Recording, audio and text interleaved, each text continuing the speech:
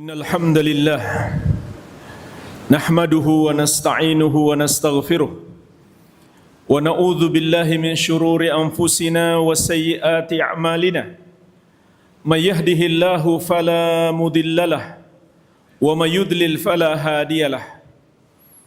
Ashhadu an la ilaha illallah wahdahu la syarikalah wa ashhadu anna Muhammadan abduhu wa rasuluh sallallahu alaihi wa ala alihi wa sahabatihi ajma'in wa man tabi'ahum bi ihsanin ila yaumiddin.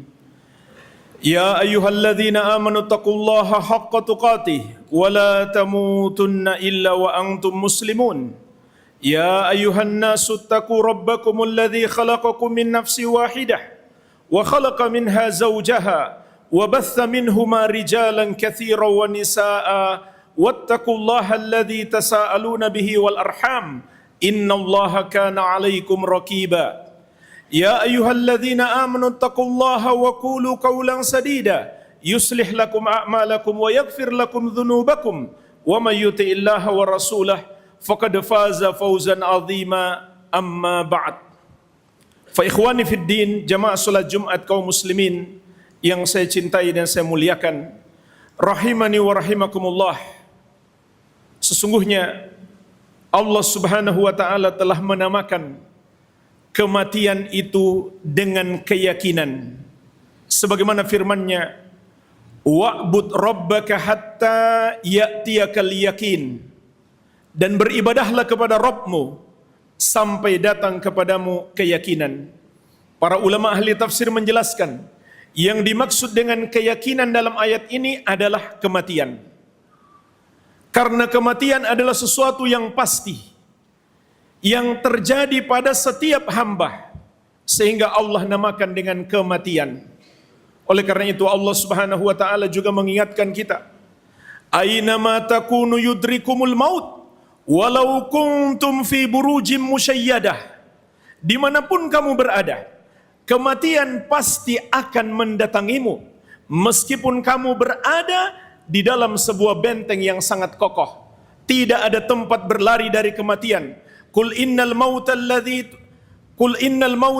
tafirruna minhu fa innahu mulaqikum thumma turadduna ila alimil ghaibi wasyahadah fayunabbi'ukum bima kuntum ta'malun. Katakanlah, kematian yang kalian selalu lari daripadanya, maka suatu hari pasti akan mendatangimu. Kemudian kamu akan dikembalikan kepada Allah yang maha mengetahui yang nyata maupun yang tersembunyi. Kemudian Allah akan mengabarkan kepadamu semua yang kamu lakukan sepanjang hidupmu. Dan Allah dialah yang maha mampu membalas semua perbuatanmu. Maka jemaah sekalian, tidak ada tempat lari dari kematian. Apabila telah datang ajal seseorang, la yastakhiruna sa'ata wa la yastaqdimun. Tidak ada yang bisa menunda ajal yang telah Allah tetapkan, sebagaimana tidak pula ada yang bisa mempercepat ajal yang sudah Allah tetapkan. Kematian itu pasti akan datang. Hanya saja jemaah sekalian, yang menjadi masalahnya, bagaimana kondisi kita saat kematian mendatangi kita. Karena akhir kehidupan kita itulah yang menentukan. Kalau akhir kehidupan kita baik, maka itulah yang disebut dengan husnul khatimah, yaitu akhir hayat dalam keadaan seseorang bertakwa kepada Allah Subhanahu wa taala. Dia menjalankan perintahnya dan menjauhi larangannya. Dan sebaliknya, kalau akhir kehidupan seseorang dalam keadaan berbuat maksiat kepada Allah, atau dia belum sempat bertobat dari perbuatan maksiat yang dia lakukan, maka itulah yang disebut dengan su'ul khatimah. Maka ini jemaah sekalian yang menentukan nasib kita setelah mati. Karena Rasulullah SAW bersabda, innamal a'mal bi khawatimiha. Sesungguhnya amalan-amalan itu tergantung penutupannya. Maksudnya jemaah sekalian, bagaimana amalan kita sepanjang hidup itu ditentukan oleh akhir hayat kita. Apabila akhir hayat kita baik, itulah yang disebut dengan husnul khatimah, maka kita akan mendapatkan kebahagiaan di kehidupan setelah mati. Namun kita berlindung kepada Allah apabila akhir hayat kehidupan seseorang dalam keburukan, su'ul khatimah, maka begitulah keadaannya setelah mati. Dia akan mendapatkan azab Allah Subhanahu wa ta'ala. Dan kita semuanya tidak tahu kapan kematian akan mendatangi kita. Akan tetapi jamaah sekalian, kematian itu sangatlah cepat. Hidup kita ini sangat singkat. Oleh karena itu Rasulullah SAW ketika ditanya, wa ayyul mu'minina akyas, ya Rasulullah, orang mukmin manakah yang paling cerdas? Muslim manakah yang paling pintar? Maka beliau bersabda, aktsaruhum lil mauti dzikra wa ahsanuhum lima ba'dahu istidadan. Ulaikal akyas. Orang mukmin yang paling cerdas itu adalah yang paling banyak mengingat mati. Dan paling baik persiapannya untuk kehidupan setelah mati. Mereka itulah orang-orang yang cerdas. Inilah jemaah sekalian, kecerdasan hidup yang hakiki. Ingat mati. Makin banyak kita ingat mati, maka kita makin cerdas. Tapi bukan sekedar ingat mati, namun melakukan persiapan-persiapan untuk kehidupan kita setelah mati. Karena jemaah sekalian, bukanlah kematian itu yang menjadi persoalan utama kita, tapi bagaimana kehidupan kita setelah mati. Karena kehidupan setelah mati itu adalah saat kita memanen semua yang kita kerjakan di muka bumi ini. Maka orang yang cerdas, dia bukan hanya memikirkan masa depannya untuk 20-30 tahun yang akan datang, tapi dia pikirkan bagaimana masa depannya di alam kubur, bagaimana masa depannya di hari kebangkitan, dan masa depannya di kehidupan yang kekal abadi. Apakah di surga atau neraka? Di sini, di dunia ini, kita rencanakan apakah kita hendak ke surga atau ke neraka.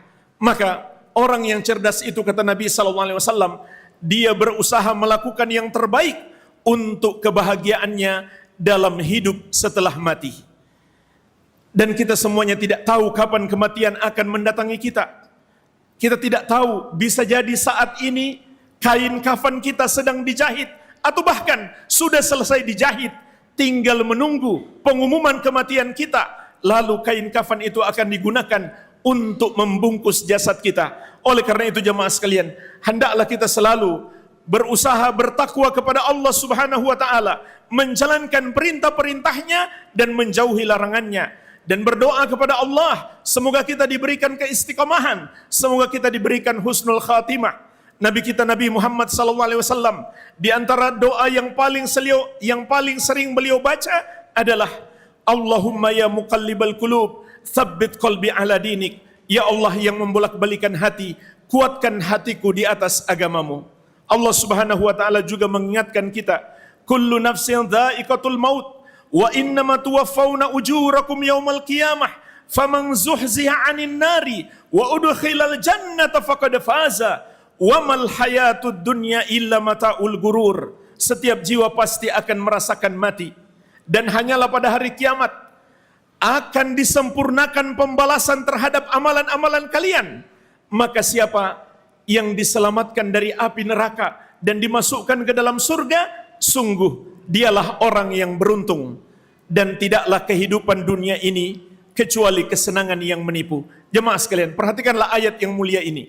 Di dalamnya Allah Subhanahu wa ta'ala menjelaskan kepada kita 4 kaidah untuk meraih keselamatan. Yang pertama, selalu ingat mati. Allah katakan, kullu nafsin dha'iqatul maut. Setiap jiwa pasti akan merasakan mati. Bahkan Nabi Muhammad SAW memerintahkan kepada kita, aktsiru dzikra hadzimil ladzat. Perbanyaklah mengingat pemutus segala kelezatan dunia ini. Jadi, beliau bukan hanya menyuruh kita ingat mati, tapi beliau menyuruh kita perbanyak ingat mati.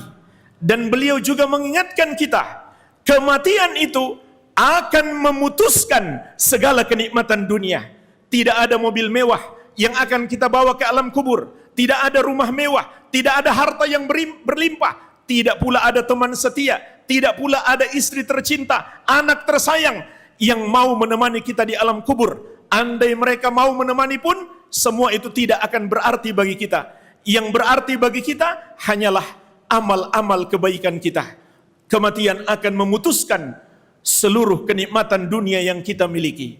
Yang kedua kata Allah Subhanahu wa taala, wa innama tuwaffawna ujurakum yaumal qiyamah, dan hanyalah pada hari kiamat akan disempurnakan pembalasan terhadap amalan kalian.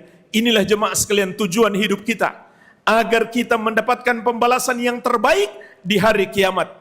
Jangan kita tertipu dengan kehidupan dunia ini sehingga kita lupakan pembalasan di akhirat. Oleh karena itu kita selalu membaca dalam surat Al-Fatihah, Maliki Yaumiddin, Allah yang menguasai hari pembalasan.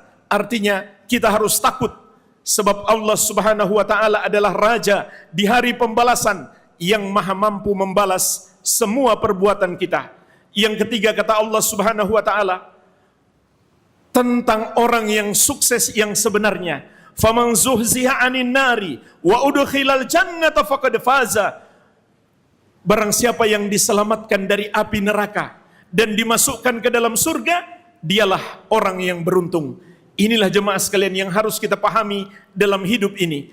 Kesuksesan yang sebenarnya adalah apabila kaki kita sudah berhasil melangkah ke dalam surga.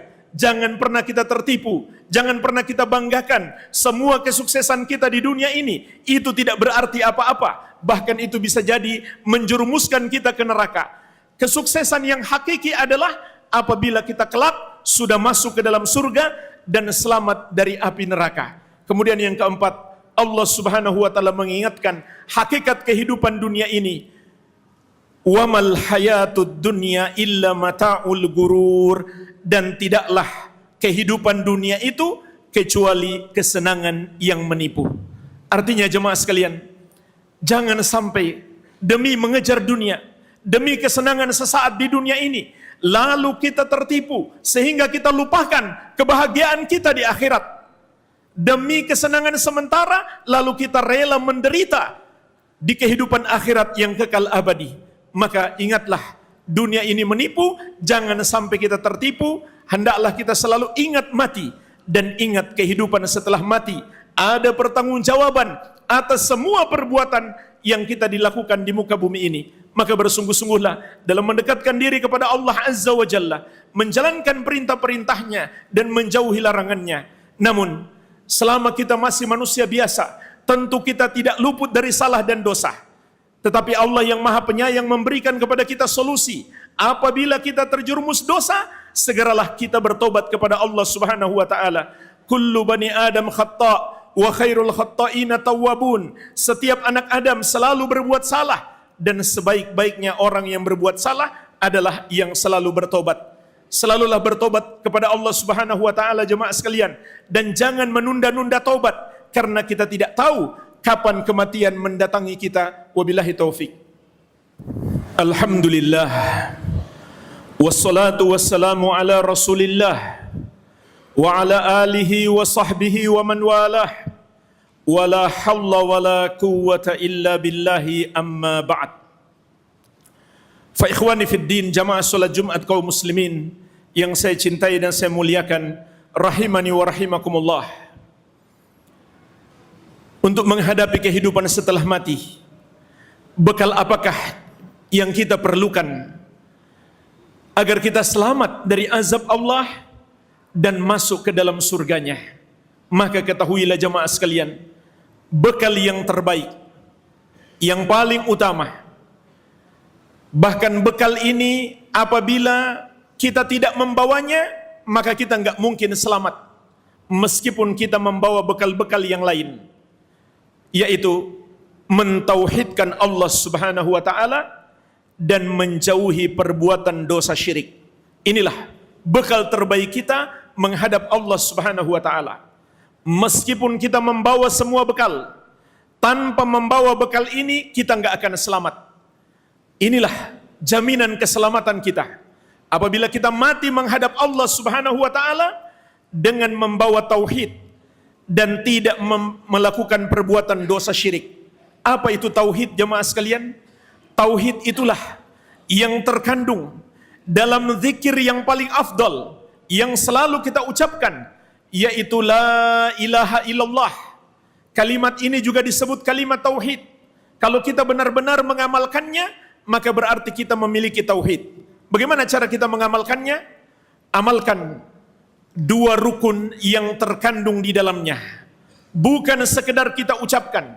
Meskipun kita ucapkan ribuan kali, kalau kita tidak amalkan kandungannya, itu tidak berarti. Apa dua rukun yang terkandung di dalamnya? Yang pertama an-nafyu, penafikan.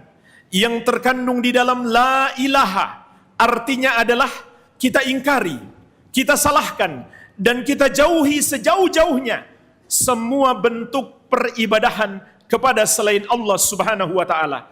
Ini arti yang terkandung di dalam la ilaha.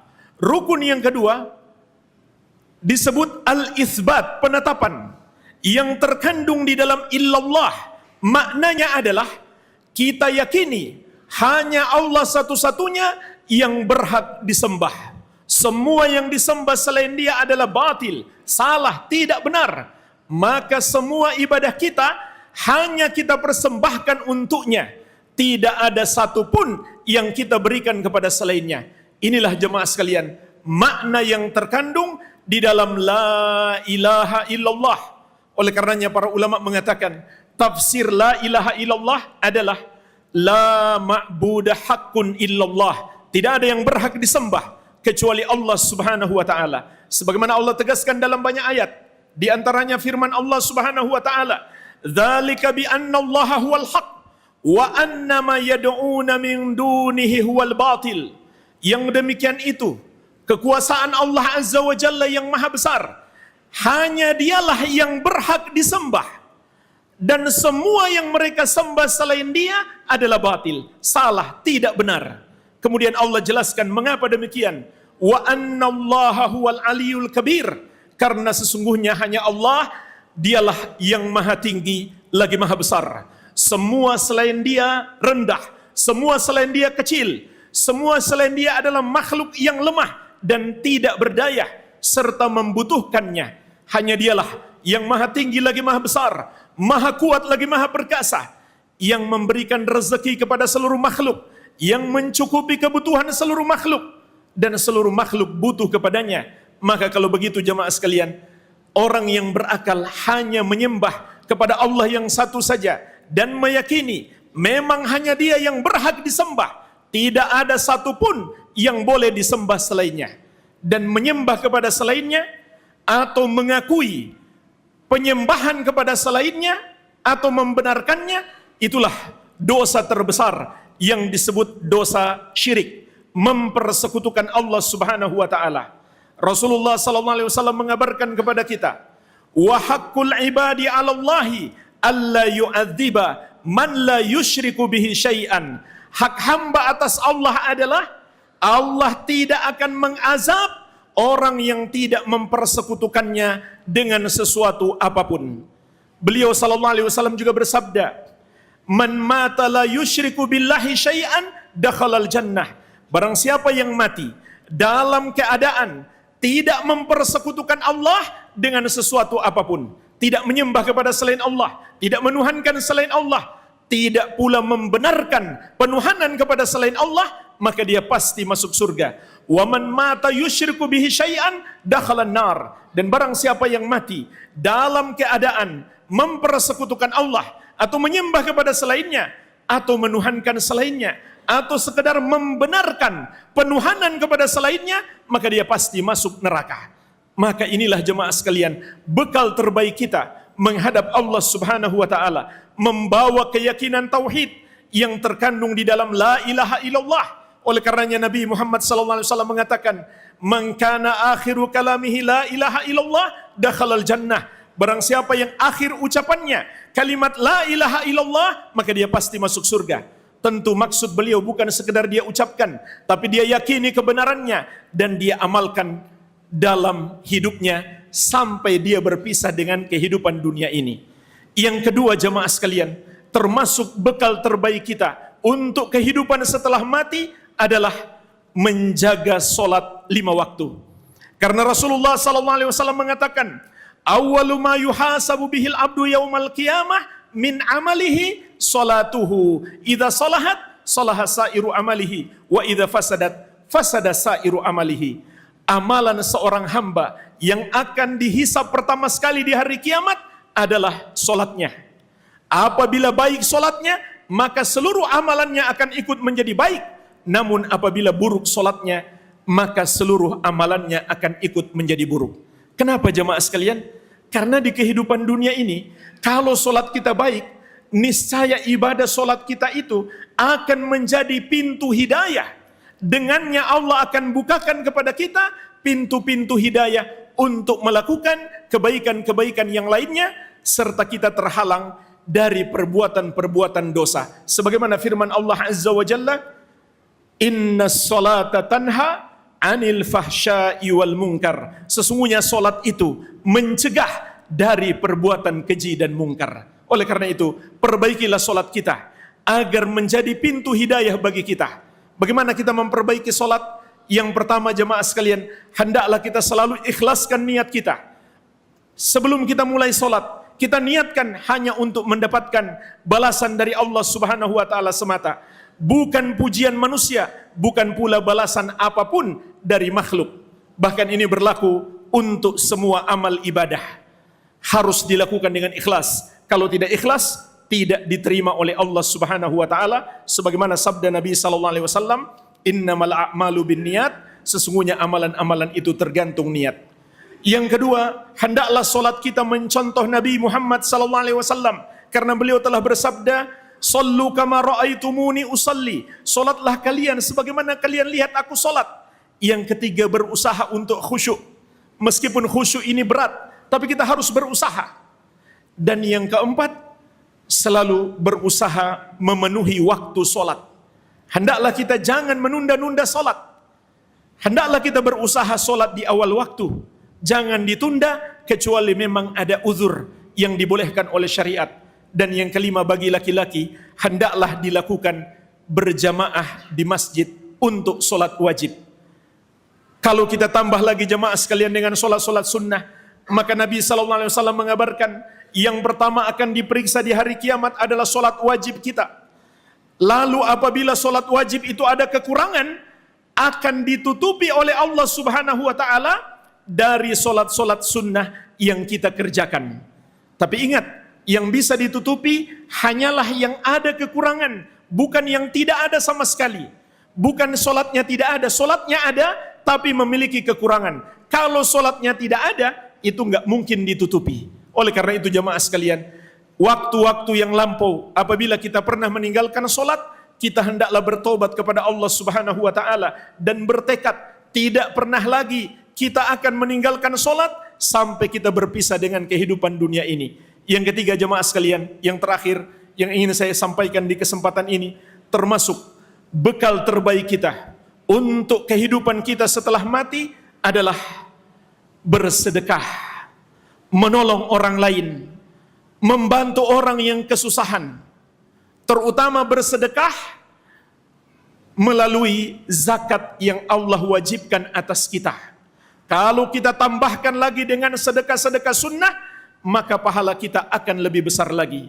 Karena jemaah sekalian, sedekah termasuk sebaik-baiknya bekal untuk keselamatan kita di hari kiamat kelak. Sampai Nabi SAW pernah mengatakan, "Fattakun nar walau bisyikki tamratin." Bentengi dirimu dari api neraka meskipun hanya dengan bersedekah separuh kurma, sepotong kurma. Artinya, andai kita hanya punya sebuah butir kurma saja, masih mungkin dibagi dua, separuh kita makan, separuhnya lagi kita sedekahkan, bisa jadi itulah yang akan menjadi penyelamat kita di hari kiamat kelak. Oleh karena itu, sedekah bukan melihat kepada jumlahnya. Jangan berkecil hati, meskipun kita tidak banyak harta, berapapun yang kita keluarkan, yang penting kita keluarkan dengan ikhlas, semata-mata mengharapkan balasan dari Allah, bukan balasan dari makhluk, bukan pula pujian manusia.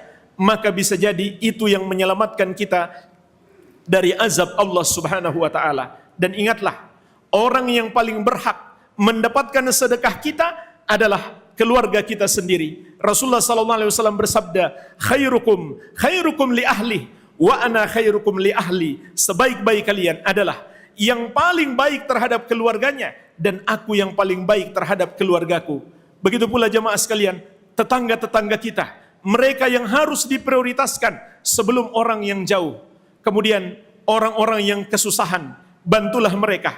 Nabi Muhammad SAW juga mengingatkan, man naffasa an mu'minin kurbatan min kurabid dunya, naffasallahu anhu kurbatan min kurabi yaumil qiyamah. Barang siapa melepaskan kesusahan orang yang beriman di dunia ini, maka Allah akan melepaskan kesusahannya di hari kiamat.